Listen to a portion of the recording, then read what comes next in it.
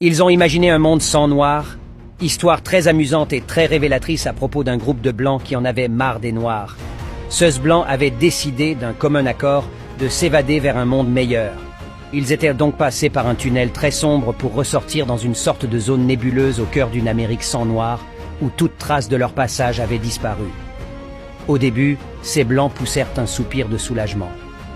Enfin, se dirent-ils, fini les crimes, la drogue, la violence et le malaise social. Tous les noirs avaient disparu. Mais soudainement, ils furent confrontés à une toute autre réalité. La Nouvelle-Amérique n'était plus qu'une grande terre aride et stérile. Les bonnes récoltes étaient rares, car le pays s'était jusqu'alors nourri grâce au travail des esclaves noirs dans les champs.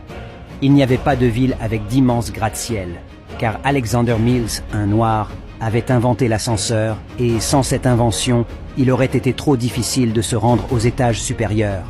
Il n'y avait pratiquement pas d'automobile, car c'était Richard Spikes, un noir, qui avait inventé la transmission automatique. Joseph Gamel, un autre noir, avait inventé le système de suralimentation pour les moteurs à combustion interne, et Garrett A. Morgan, les feux de circulation.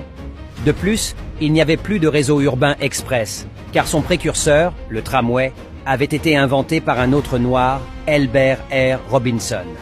Même s'il y avait des rues où les automobiles et autres rames ferroviaires express pouvaient circuler, elles étaient jonchées de papier et de déchets, car Charles Brooks, un noir, avait inventé la balayeuse motorisée.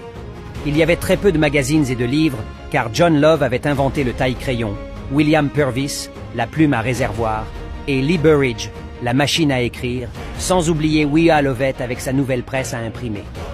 Vous l'avez deviné? Ils étaient tous des Noirs. Même si les Américains avaient pu écrire des lettres, des articles et des livres, ils n'auraient pas pu les livrer par la poste, car William Barry avait inventé le tampon manuel et Philip Downing, la boîte aux lettres. Le gazon était jaunâtre et sec, car Joseph Smith avait inventé l'arrosoir mécanique, et John Burr, la tondeuse à gazon. Lorsque les Blancs rentrèrent dans leur maison, ils constatèrent qu'elles étaient sombres, ce qui n'était pas surprenant puisque Lewis Latimer avait inventé la lampe électrique, Michael Harvey, la lanterne, et Grenville T. Woods, l'interrupteur régulateur automatique. Enfin, leur maison était toute sale car Thomas W. Stewart avait inventé la vadrouille et Lloyd P. Ray, le porte-poussière. Leurs enfants les accueillirent à la porte, pieds nus, débraillés et les cheveux en broussailles. À quoi fallait-il s'attendre? Jeanne E. Matzelinger avait inventé la machine à forme de chaussure, Walter Sammons, le peigne, Sarah Boone, la planche à repasser, et George T. Samon, la sécheuse à linge. Les Blancs se résignèrent finalement à prendre une bouchée dans tout ce chambardement, mais pas de chance. La nourriture était devenue pourrie car c'était un autre noir, John Standard, qui avait inventé le réfrigérateur. N'est-ce pas étonnant? Que serait le monde moderne sans la contribution des Noirs? Martin Luther King Jr. a dit un jour, « Quand vous êtes prêts à partir pour le travail, sachez que la moitié de toutes les choses et de tous les appareils dont vous vous êtes servis avant de quitter votre maison ont été inventés par des Noirs. » Tout cela pour vous dire, chers frères et sœurs, que l'histoire des Noirs ne se résume pas seulement à l'esclavage. Quand nous pensons à Frederick Douglass, Martin Luther King Jr., Malcolm X, Marcus Garvey et Dubois. Diffusez ceci à tout le monde afin que tous sachent la vérité. C'est le minimum que nous puissions faire pour leur rendre hommage. Comme disait Bob Marley, « Time will tell ». Le temps le dira. Je ne peux m'empêcher de publier ce texte qui en dit long sur le complexe d'infériorité que certains Noirs nourrissent quand il s'agit de la maîtrise des nouvelles technologies. Noirs et fiers. The fucked up thing being an observant person is you end up understanding and noticing things you were better off not knowing. Bonsoir, je suis vraiment ravi d'être à Equinox TV, parce que c'est vrai que c'est important qu'on puisse partager la connaissance, partager aussi les perspectives avec tous les téléspectateurs qui nous regardent, afin d'initier une dynamique, parce qu'on a changé d'air, on n'est plus dans l'ère des poissons, on est dans l'ère du Verseau, la dynamique a changé, donc il faut que tout le monde rentre en fait dans cette dynamique-là. Alors qu'est-ce que ça veut dire? En regardant l'histoire, j'ai découvert que la plus grande découverte de nos ancêtres, c'est même pas la construction des pyramides, la plus grande invention, mais c'est le fait d'avoir découvert la précession des équinoxes. La précession des équinoxes, c'est simplement parce qu'il y a deux cycles. Il y a un cycle qu'on appelle le zodiaque, que nos ancêtres ont découvert aussi, avec les 12 signes donc, de l'année. Et le zodiaque, c'est un cycle de 365 jours. C'est une année, 12 mois. Mais le grand cycle, c'est 26 000 ans. C'est-à-dire que comme la Terre, elle est légèrement inclinée, le grand tour qu'elle fait, c'est 26 000 ans. Et là, elle prend les constellations à reculons, mais elle va rester 2160 ans dans une constellation. Alors c'est vrai que par exemple, si vous prenez le fait que quand on était à l'ère du taureau, eh bien, on a dit que Dieu est représenté par le taureau et le souverain qui est le fils de Dieu est représenté par le veau. Donc à partir de ce moment-là, toutes les représentations de cette époque-là, c'est une représentation au niveau de la spiritualité sous l'aspect du taureau. Pourquoi? Parce que le soleil était dans la constellation du taureau.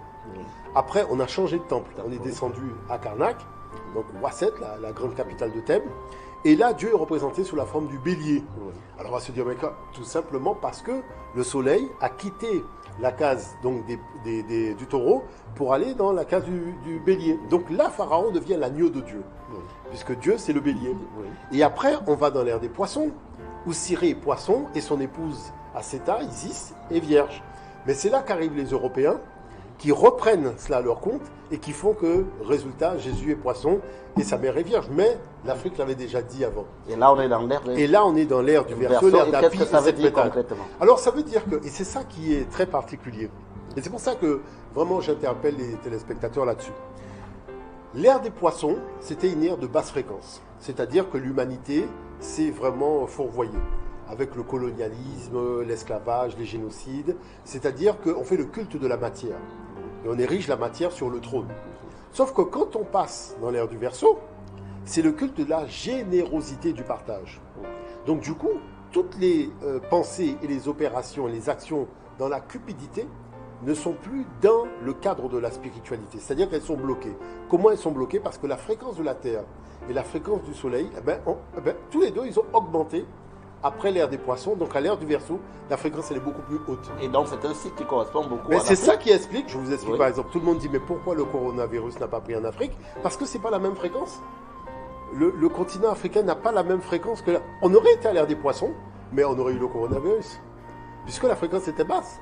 Mais comme on a changé de fréquence, ce que les Occidentaux avaient l'habitude de faire sur le continent africain, ils ne peuvent plus le faire.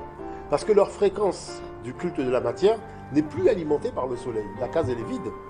Tandis que nous, la case, elle est remplie. Et le besoin de générosité et de partage pour tous, l'Afrique l'exprime vraiment par excellence. Donc, qui fait que cette dynamique-là, comme ce sont les énergies qui vont régner pour 2160 ans, vous allez voir qu'il va se passer de très belles choses. Parce que l'histoire de l'Afrique va être inversée. C'est là qu'on va rentrer dans le cycle vraiment d'élévation. Alors le terme développement, c'est pas un bon terme.